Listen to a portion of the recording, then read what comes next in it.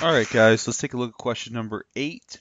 We're going to take 1.29% and it asks us to find the decimal notation of this.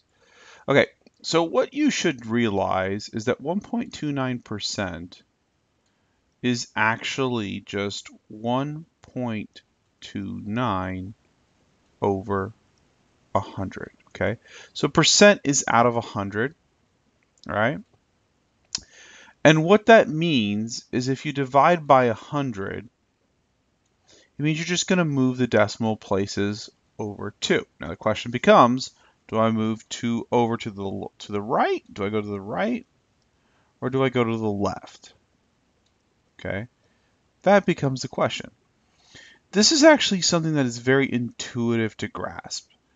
Think about it. If you divide by any number, let's just do something simple like 8 divided by 2, right? This is going to give me 4, right? So notice that 8 was a big number, and if you cut 8 in half, it's going to become a smaller number. So if I take 1.29 and you divide by 100, the value is going to get smaller. So what would make it smaller? If I move the decimal place back 2, in other words, if I go to the right 2, or if I go to the left 2? Well, if I go to the right 2, I get 129.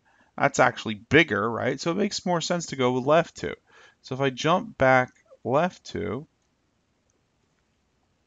I get 0.0129. So the decimal notation of this value is simply that. Okay?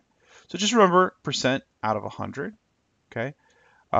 You move the decimal place. If you're dividing by a whole number, the value is actually getting smaller.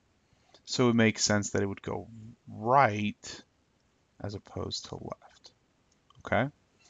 So hopefully that makes sense. One last thing, let's just check to make sure that it's correct. This is number 8, and number 8 point, they wrote a 0.0129, but it's the same thing. Okay, hopefully that wasn't too bad, and I will see you in the next video.